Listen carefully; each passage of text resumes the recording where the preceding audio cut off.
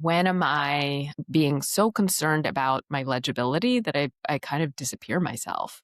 Mhm. And some of my deeper, I mean, I wouldn't say even deeper, just like some of my also true values, and having to hide that because you don't want to sort of freak out the people who don't like that. And this kind of continual kowtowing to like, it's evidence based and it's proven. And that is a kind of fawning to scientific materialism to sort of make people who are uncomfortable with any of this stuff more comfortable.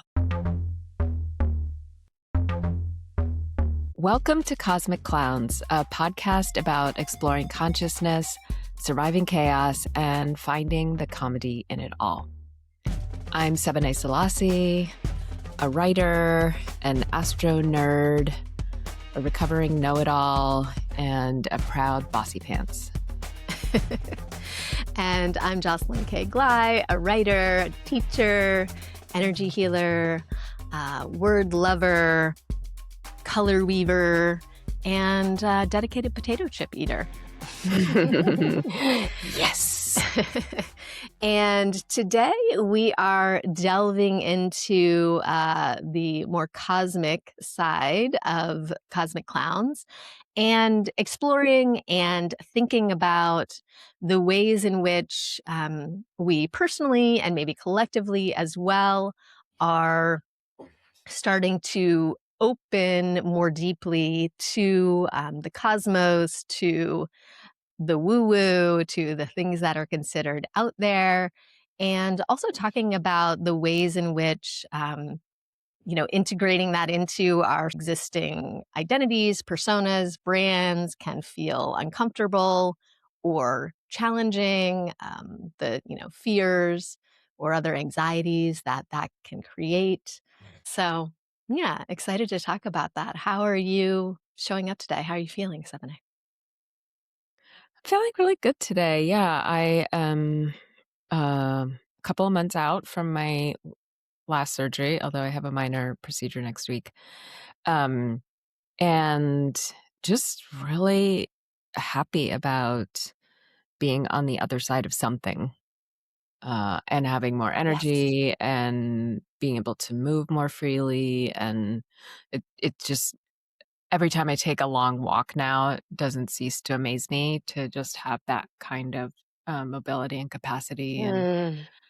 yeah, that sense of gratitude. And I was just saying before we got on the recording that I've forgotten what it's like to feel busy. So I'm like kind of also managing like, oh, I need to like pace myself and Mhm. remember how to plan properly. And Mm. but yeah, feeling really good, happy about spring, about to take a little trip to Vermont with our mutual friend Shauna. Um, yeah, all is good. How are you doing? Mm. I love that. I really feel that renewed vitality radiating from you, and it's yeah, so beautiful to see. Thank you. Um, I'm feeling good as well. I think a week ago or something like that, we did a recording, and I was not in a great place then. I was actually talking about how I'd been, having some challenges, and was I maybe feeling, was I kind of trying to shoehorn all these other things into some narrative when actually maybe I was just depressed. And it was interesting. Somehow, just naming that seemed to cause some sort of movement in me or in the situation. And I think one of the major things that happened was I was just really motivated to tune more into my body. And I've just been thinking a lot lately about my body as an instrument and my vehicle for this life, and just, so like working out more and just thinking about what I'm eating and just really tuning into um yeah, my physical form and kind of grounding into that, and that's felt like it's been really helpful just for my mental state as well. It feels like right Mm, now those grounding, very physical practices feel so important to me. that's so good. I'm so happy to hear that. Also, we left Pisces season. Whew. Sheesh. How are you feeling about that? Well, okay, so maybe this is launching us into the topic of today. I'm in Kenning Shu's Labyrinth program, which I've written about in my Substack. And Kenning, for those of you who don't know her, is just a brilliant being, like just really incredible, and an artist and a designer and a writer. And she's created a creative like crucible for people to work in. And someone in that group mentioned how much they didn't talk about it as disliking winter. They just talked about it as Pisces season. And I had always kind of just thought it was winter doldrums, this like February, March, like misery. But it's that cold, damp, like morass that is Pisces too. Like it's not, yeah, of course, in the Northern Hemisphere, it corresponds to our winter, but I never realized, like, with my watery chart, with all that Scorpio, like Pisces just is like, oh, is too much. It's like the tipping point. So, um, Mm, yeah, I felt the shift like the day we switched to Aries.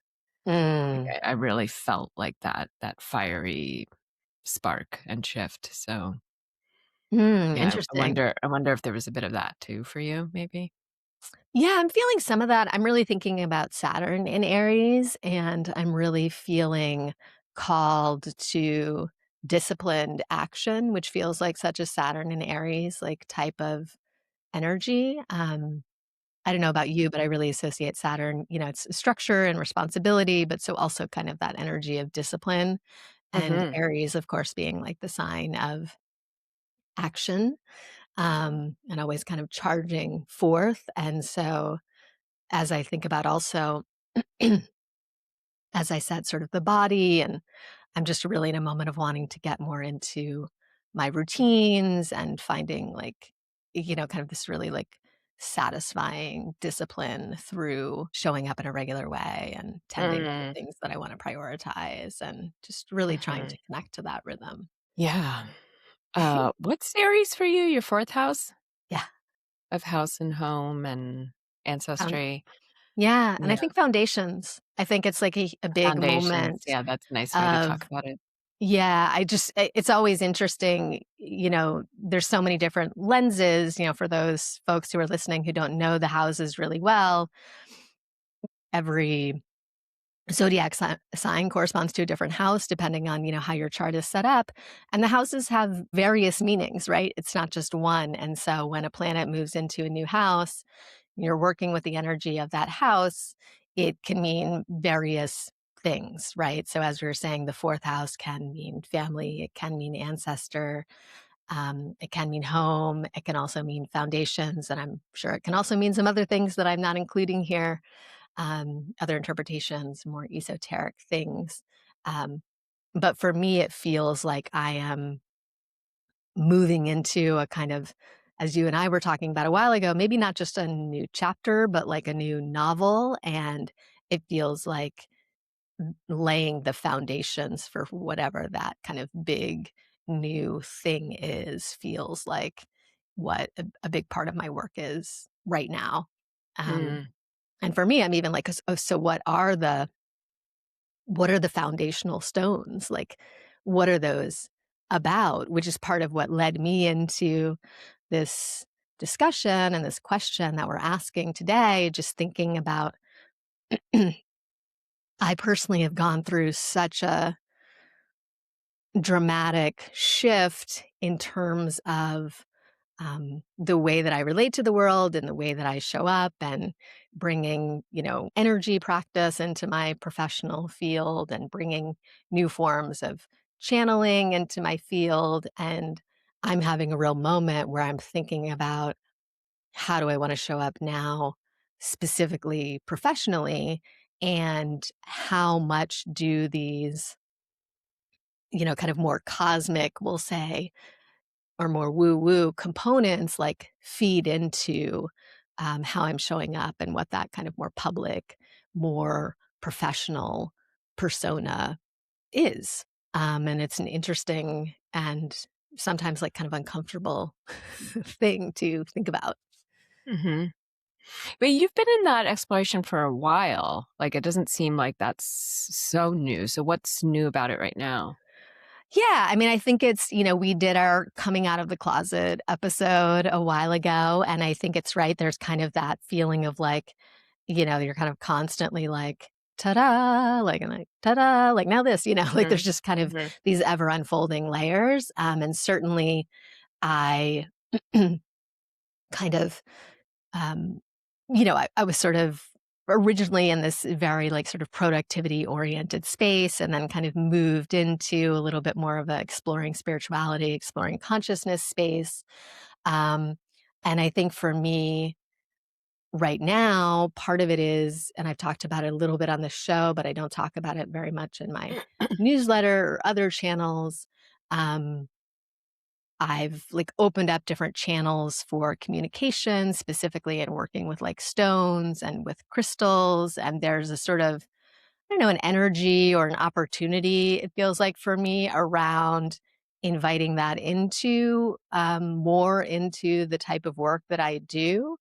And I'm not like quite sure how that would happen, and I'm not quite sure how to talk about that, if I wanna talk about that, because it starts that feels like a thing where it's like, okay, you can talk about spirituality, and I can talk about, like, my Reiki practice, like, that's more broadly accepted, but it feels like when you start getting into, like, crystals, that's, like, a new level of, of kind of, like, woo and of people maybe being like, "Ooh, I don't really know about that." Mm. So that's kind of part of the exploration that's happening for me now. Yeah, it's like, to go back to the kind of astrology of it all, I hadn't really thought of this. I'm sure people have been talking about it, and I may have heard it and not, like, tracked it, but yeah, this kind of cosmic reset of Saturn and Neptune going into Aries, which is the first sign in astrology. So it's like the astrological new year. And this being the first time that that's happened where they, met, they were conjunct at 0 degrees Aries in Right. This was thousands on of years. February 20th, correct? 2026. So this is the Mhm. first time they were conjunct in, thousands of years. It's like, oh, maybe this is also in the same way we're feeling this call to like a new way of being in the world and embracing that, like Neptune being that sort of um watery depths of the unconscious and the mystery. Like we're all being called into that right now, and we're just like Mhm.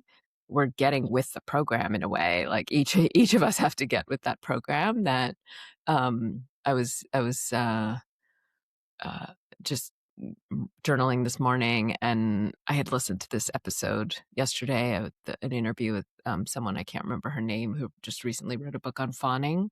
Mhm. And I definitely relate to the fawning trauma response. And she had like sort of 6 archetypes for fawning, and it was really Mhm. interesting. And just listening to her the description of all the different ways of fawning, I was like, oh, I fawn to scientific materialism. Like there's a like and there it's like such a fine line. I've been Can you really describe thinking of what that means a little bit more for, like, someone who so isn't yeah, fully on so board with this? this is the fine line is there's a way in which we have to translate. We don't go in front of an audience who only speaks French and speak in English. So if you're sort of talking about whatever it is, meditation or spirituality or talking to crystals, like you want to be able to be legible to who's in front of you. Mhm. And if a lot of people who are new to this and coming to it, and it feels like illegible and strange, you can use language to help them get in the door. So an example would be, the sort of Buddhist teachings on mindfulness are usually taught in a context where there's a lot of other stuff going on, like chanting and deeper teachings and sort of esoteric like practices and perspectives and teaching deeper teachings on like not self and impermanence and all of these things that are they're the deep end of the pool. So John Kabat-Zinn, for example, created mindfulness based stress reduction, which kind of in a sense, maybe threw the baby out with the bathwater by Mm. making it palatable, legible to a scientific community and saying, "Oh, we just need these parts of the practice. You don't need the other stuff, Uh-huh. and it'll have benefit, and then you can test it, and you can run studies," and all of that is wonderful, and I really do believe there's a lot of debate about this and, this sort of kinda, um, critique of that as mindfulness, as it's called. Um that is it's good for people to have doorways, Yeah. Mhm. and, like, Mhm. ways for them to enter into things that maybe they otherwise wouldn't, but when am I, being so concerned about my legibility that I kind of disappear myself, Mhm. and some of my deeper I wouldn't say even deeper, just, like, some of my, also true values, and Mm. having to hide that because you don't wanna sort of freak out the people who don't like that, and this kind of continual kowtowing to, like, "It's evidence-based, and it's Mhm. proven," and, Mhm. that is a kind of fawning to scientific materialism, Mhm. to Mhm. sort of make people who are uncomfortable with any of this stuff, more comfortable. And it's like, well, yeah, maybe people need to be uncomfortable, or maybe they're just not going to listen, and that's on them. But Yeah. yeah, I'm feeling, and of course, there's a lot tied up with this, including whiteness and patriarchy. And I've written about this in, You Belong a lot and everywhere. But there's a way in which I'm sort of like realizing I need to dial it back and realize, okay, what do I actually want to speak Mhm. for myself, and within that, I'm skilled enough to make it legible, Yeah. right? And are there any specific examples that you would feel comfortable sharing about, like, how that's like, specifically how that's coming up for you? Like, I feel like I should do it like this, but actually, like, that's not feeling comfortable anymore. I'm just curious if there's, like, a Um, sort of a grounding example, and it's okay if not. I think it's come up recently in conversations with in it's particularly in mindfulness spaces Mhm. where there are people who want to address what's going on in the world right now. Yeah. And there can be a tendency in the mindfulness world to focus on the self, which is so important. Like, we need to fucking get ourselves in order if we want to Mhm. respond to, like, if you're fucked up and you lead the revolution, you're going to have a fucked up revolution, as Bell Hooks told us. Yeah. Um, and there's a sort of hyper focus on the individual. This is Mhm. where my new teacher, Satya Doyle Boyack, who I'm taking a year-long Jungian class with, Mhm. she really makes the distinction between individuation and individualism. Mm. Jung's project is really the individuation process, like to come to a distinct sense of ourselves, Mhm. understand ourselves through whatever means, psychology and um, dream work and Mhm. astrology and Mhm. all the things that he was, using and looking at as well. Mhm. Um, and that work on the self is what we bring then to society. Mhm. So it's not about individualism, like only focusing on the self. And I'm not saying that's what the mindfulness community is necessarily proposing, Yeah. or aspects of the mindfulness community, but there's very little work on the self that is magical. Mm. Like, when something is so Mm. secularized, Mm. there isn't room for astrology and magic and the unconscious, and Mhm. um Mhm. eh, Mhm. and so I'm finding that limiting. Mm. Um, at the same time, it's very hard to do work with folks, especially on any larger scale, a group, without some framework, Mhm. Mhm. right? Like, or else it just gets too, like, Mhm. Then you're back in that Piscean territory.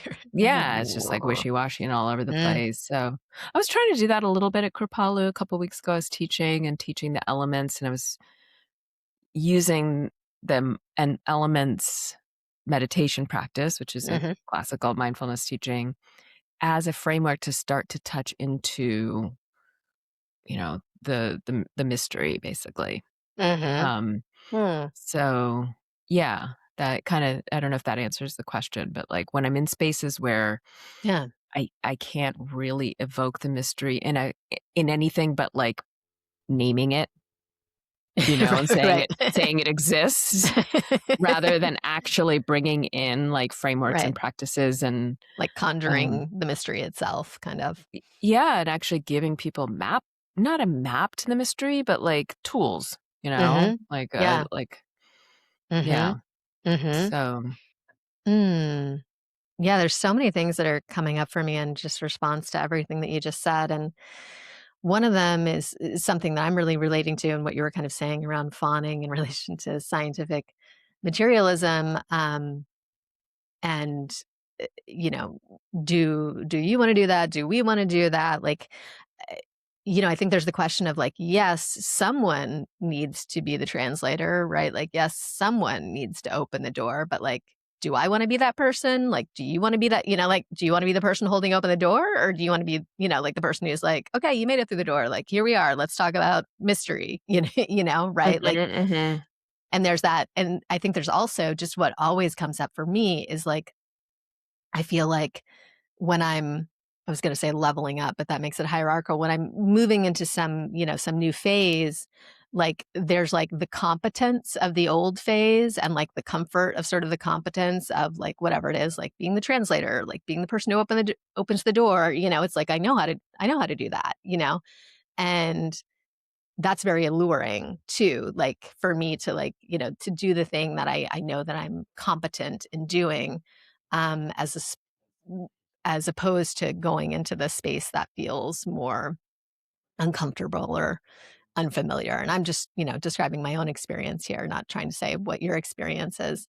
Um, but yeah, so there's those different levels of it, and then also, as I was listening to you, I was thinking about, like, this just, like, the idea that magic always happens in relationship, right? Like, you were kind of saying that it can't happen on a individual level. mm, Um, and I'm not sure if that's the way that you would put it, but, um, yeah, like, it's all about how you are relating to whatever it is, to mhm, nature, to the elements, mhm, to, mhm, the collective, to the cosmos, right? Like, mhm, that's when the mystery arises, right? Something because it's the thing that's larger than yourself mhm. that is, I think, whence the mystery comes. Um, yeah, and so, yeah, I think for myself, I've had a little bit of a similar frustration with, um or I think I was saying to you, a kind of impatience with, that, like, kind of classical scientific materialism, like, skeptical attitude of, like, like, seeing is believing, and, like, if you can't show me, like, some studies that back this up, then, like, I'm not gonna believe in the thing. Mhm, And mhm, I definitely, like, used to be that. I definitely used to be that person. I definitely used to mm, have that mindset, and I'm, like, so in many ways, so far removed from that mindset now, and I find myself having I think as you say, really there do need to be things that kind of do that hand-holding and do that door opening, and one, we've talked about on the show is the telepathy tapes, that podcast where it takes sort of a very, like, skeptical perspective and kind of science-based perspective, and then applies it to all of these, you know, more cosmic or psi or different abilities and situations, and kind of acts as a translator in that way, which is so valuable. But I find myself being more like just impatient with that perspective when I encounter it, and less interested in being um, a translator. I don't know how that's mm. showing up for you. Yeah, I don't, do you know this bridge called My Back? Yeah. Yeah, so for those who don't know, it's a classic, collection of essays from the '80s of, writing by women of color. It's sort of like a classic feminist text that, we all read in college. Um, and the title comes from a poem in the book. I can't remember who the author of the poem is, but it's and so the character in the poem is a Black woman describing how she's constantly translating between, the white people and the Black people, and between the radicals and the conservatives, and basically like she's the bridge, and this bridge called my back, and how like heavy that burden is. That's actually like I'm not holding open the door, like I am the door, like I in that sense. And I really pride Mm, myself on being able to hold multicultural spaces well. yeah.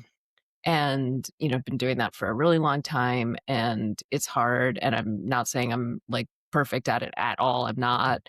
I think I'm good enough at it, and it's challenging because things can arise in that context of like constantly translating Mhm, with people who don't necessarily speak the same language. And I'm finding that that's coming up also around this, right? That um, I could lose folks because I don't want to necessarily be the bridge for someone who is demanding that, the bridge has to include like a lot of evidence-based research and a mhm, constant kowtowing to that.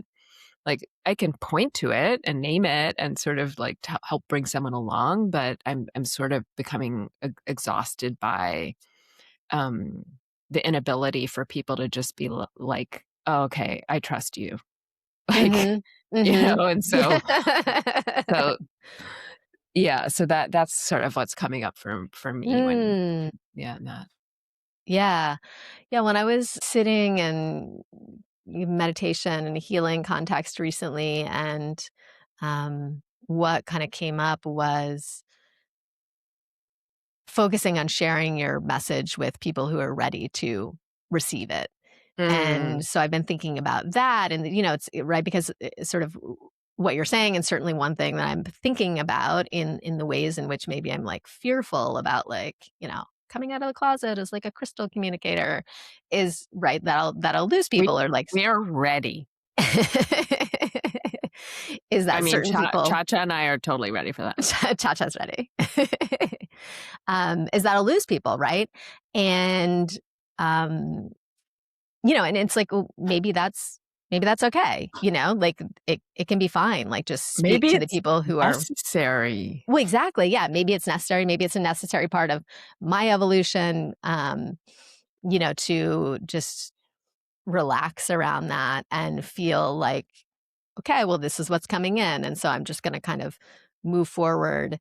And, those people who are open to it and, as you say, like willing to trust me and ready to come with me will come. And those who aren't won't. And like, that's fine too. They'll move on to whoever is the person who's meant to hold the door for them to wherever they're going. Um, but it's interesting, right? Because it's in this landscape of like personal brands, right? And so like there's just this such a um I don't know, just yeah, there's like a in the cultural ether, I feel like there's sort of this energy of like maintaining a kind of persistent or consistent persona sometimes. Well, it's Um that's interesting because I actually don't feel like I have that luxury. Like, mhm. Which I luxury? well, I don't have, like, one persona. Like, I've Mhm. always had to code switch. Mhm. So, for me, my ancestors to elements, and I focus on the elements, and I really feel like my book was kind of exploring that balance of, like, well, how do Yeah. we not participate in sort of this epistemicide, this killing of indigenous ways of knowing, and Mhm. bring those it like so I've been sort of out in this way, not so much astrologically, because that's like a friggin' total other language that a lot of people don't speak. Mhm. Um, but for me, it's when I move into other particular spaces Mhm. and I'm starting to so just, I'm not it's just like the difference between our experience of this. Like, I actually feel like how I'm presenting myself as me when I'm not sort of working for someone else in a way. Like Mhm. I feel clear when I'm teaching a retreat on my own or with people who I really like get me. Yeah. And, if I'm co-teaching, um, I don't feel that sense of censorship. It's when I step Mhm. into these other spaces where, Right. again, these mindfulness spaces or like I feel sort of like, ugh, these Right. clothes feel tight now, Yeah, like there's a whole pre-existing structure and lexicon and that you're, like, kind of Exactly. slotting Yeah. into, right? That then becomes, like, yeah, Yeah. Even more if rigid there's maybe. a lot of times there is permission for me to, just show up however, but Mhm, it's the skill I have to translation to realize like, yeah, I don't wanna translate this anymore. mhm, This mhm, much. Like, I'm losing myself when I have to, mhm. like and I know that from dating a lot of foreigners, that, Mhm, like, speaking another language is exhausting sometimes. mhm, mhm. You just wanna speak your own language, you know? Yeah, yeah. Yeah, well, and it may be that, like, that it may be that it's all in my head. You mean, I'm like, trying the universe? I just mean, like, oh, whatever's stopping me or, like, "Oh, people think this or people think that," this that right? Like, where it's most time people just aren't even, like, thinking about you at all, and, like, they're just dealing with their own Cha-cha! problems, and Cha-cha! Cha-cha! Come here. Come here. Yeah. Go "Hello, ahead. cha-cha." Um, because when I think about it, it's interesting, the people who show up in the different things that I teach, very oftentimes they'll say that one of the things that they appreciate about me or find inspiring is like the way in which I have changed, right? That like I have gone from kind of this more like productivity oriented space to like a more Mm. spirituality Mhm. oriented place, right? And so what they're connecting with me around is at least in part more I don't know if it's more, but at least in part my ability to transform more than my ability to be like a certain thing. Mhm. Um, and so maybe that would be wise to take into account, thinking more for me to focus a little bit more on that side of things. Mm. Um, What would that look like? Like yeah, I mean, I think it's just releasing whatever this, this kind of fear is around, like kind of continuing to reveal the things that I am, feeling more called to participate in or to work with. And I think part of it is there's not like a clear, it's there's not like a clear vision of like, oh, I want to do this, but I'm afraid to do like whatever the specific program is. It's more like I'm not clear on that part of it yet. mm, Um,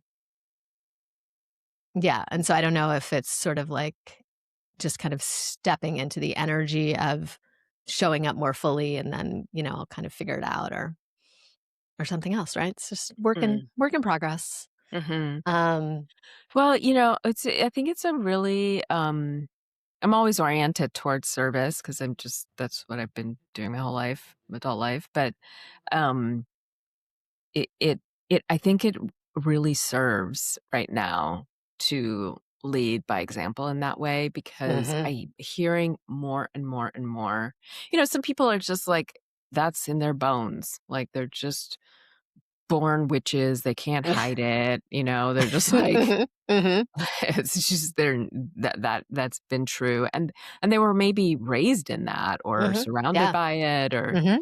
or just came to it, like, eh, full force Yeah. from a young age, and I think that's more and more true, like, the younger generation, Mhm. like, they just all seem to be, like, witches, um, but, I think that there are a lot of folks who are looking for that, like, that permission, Mhm. that, doorway, that bridge, that passageway, that Mhm. opening into, different ways of knowing and being, and um, yeah, I really I think I'm feeling the call to focus more on that Mhm. and less on constantly translating to the well, it's funny, I say the edges, but it's really concentrating on translating to the center Yeah. Mhm. Mhm. and, Mhm. and translating to a lot. But at the same time, it's like there's a lot of folks in there that want to come, they just don't know it yet. Mhm. Mhm. And so I don't wanna, like, completely exit Sure. Yeah. because, yeah, what's a better metaphor than this bridge called my back? It's like Yeah, it's not a inviting. I mean, it's a really good teaching. It's a good yeah, I mean, it's a powerful, powerful, Yeah. and visceral metaphor. Do you know Miguel Um Gutierrez? Oh, That the yeah. Yeah. choreographer, he's such Uh-huh. an amazing choreographer and dancer, and I used to, like, see him around in the '90s in Mhm. Williamsburg and stuff. He was friends of friends, and he had an amazing show some years ago that I saw. It was so brilliant. It was called This Bridge Called My Ass.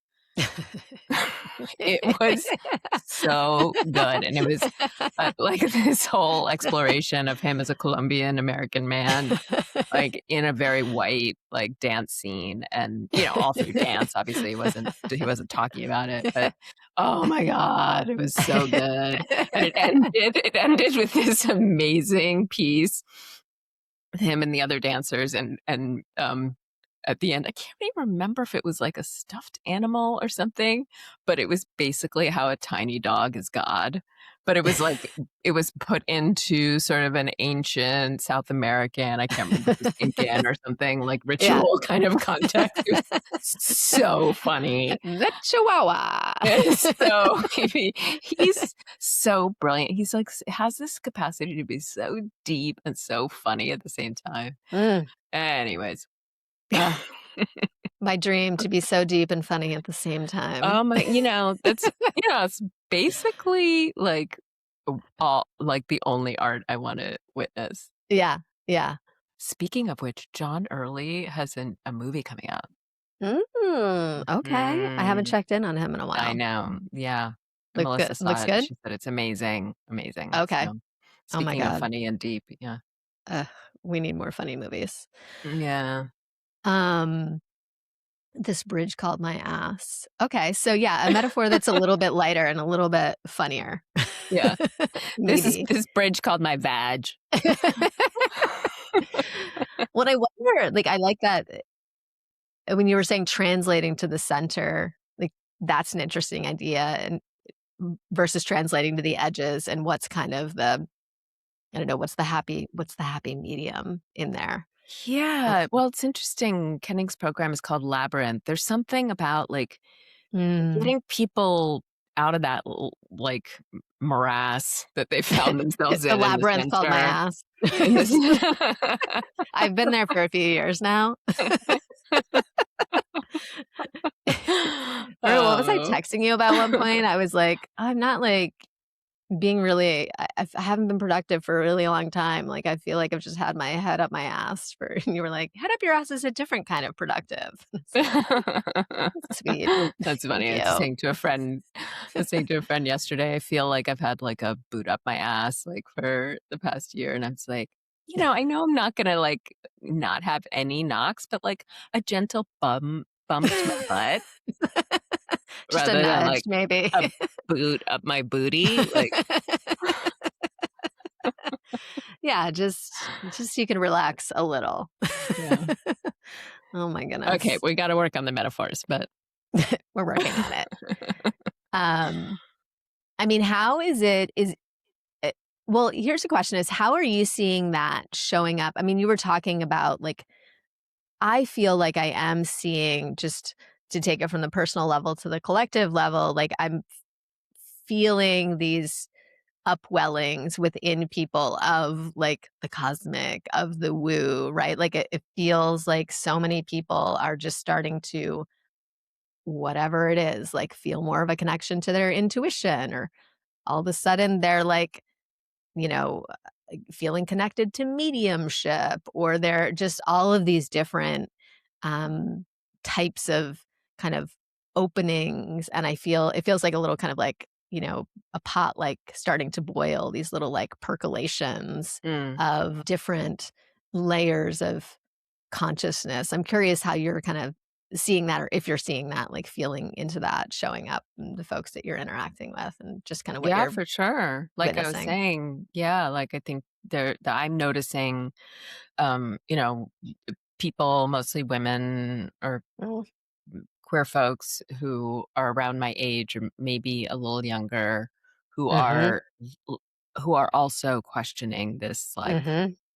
fawning to scientific materialism and having Mhm. experiences, whether through medicine journeys or Mhm. microdosing or their own kind of practices, that they're just wanting a a bridge, a doorway, an opening Mhm. to understanding that more. And we all know that astrology is exploding. There was a friend sent me today, there's a New York Times piece about astrology that wasn't like a takedown as it usually is of, or poo-pooing um Fun way. and yeah, really. I mean, it was very short and basic, but yeah, there are those openings. And um I am yeah, I'm really like here for it. And Mhm.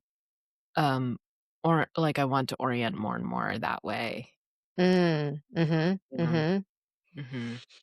Yeah, I mean, the that's a funny metaphor. The meteoric rise of astrology is certainly a great Mm, is certainly a great example. Um, and as you say, so many people, including myself, often come to some sort of new awareness or awakening or softening or expansion through plant medicine, which is becoming increasingly popular and socially accepted, of course. And it's funny, I was thinking about it the other day, and, just plant medicine and how many people, you have some, like, incredible insight, or, "Oh, I should," you come out of a ceremony like, "Oh, maybe I should do this now," or just with some dramatically new perspective. And I was just maybe this seems obvious, but I was just thinking about, like,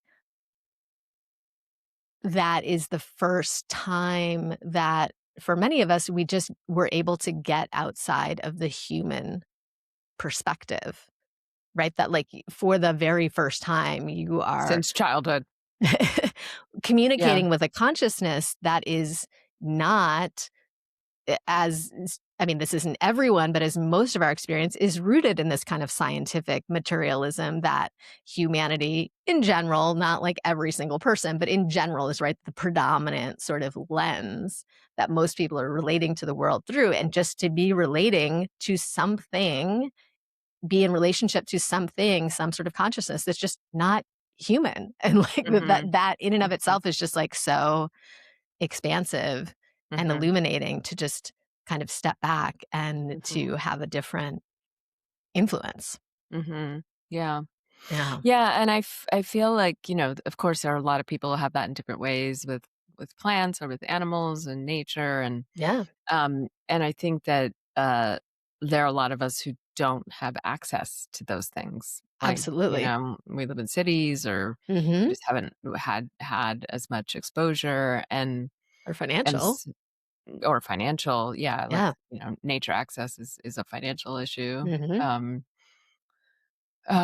it's structural, right? Yeah. So it's yeah, there is that. I used to teach, as you know, like, a lot of wilderness retreat, and particularly for people of color, and so many people of color who'd never seen like a night sky like that before, Mm. Mhm. and how completely like mind-bogglingly, like, whole body overwhelm of like to actually witness that, Yeah. and not from a, a NASA photo of the day, Mhm. like. Mhm. Yeah. Yeah. Yeah. To experience it viscerally. I think that whenever I get, way away from light pollution or something and see the night sky, it just blows my mind to think, "Oh, most of us can't normally see this. Like, it's so Yeah. wild that this is there Mhm. all the time, and Right. most of the time, we either can't see it or we're not, we're just not paying any attention to it. Like, what an Yeah. incredible, you know, Yeah. wondrous Yeah. thing. Yeah, and it's Um one thing to, like, get out of the city and see more stars. It's another to, like, witness the sky turning. Mm. Oh, like, to, like, Mhm. really witness the aliveness of the cosmos, so, yeah. Yeah, and when that metaphor that you were using of doorways is coming back to me now, right? But, like, doorway, right? We were talking about, like, doorway as a translator, but then there's also, like, doorway as a, like, someone who doesn't have access. Like, how can you bring access to someone who just hasn't even had access to that doorway? You know what I mean? Like, they might wanna open Yeah, it, they might wanna go through it, but right. it's just not there for them. Like, they can't Yeah. access it for whatever reason, and, you know, that being a really positive way to kind of to play that role. Yeah, Um yeah, my friend Lynn, who I teach with a lot, she was born in China and, grew up in New York City, and she hadn't like, seen the night sky until she was, like, 38 years old.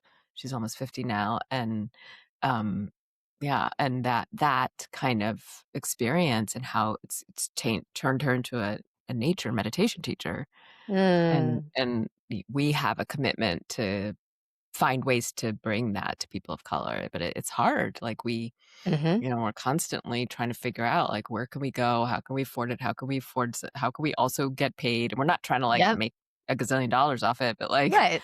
Yeah, you support know, yourself. support ourselves, but make it accessible and, Mhm. but actually get really out of the city. And Mhm. it's like that feels like the work, you know? Mhm. Mhm. Mhm. Yeah. Yeah, to take whatever, consciousness or things that we have had the privilege and the access to, and to figure out how to share that in Mm. new ways with new groups of people. Mhm. Mhm. Definitely feels like part of the mission, part of the brief for sure. Yeah. This bridge called A a collective canoe. I don't know.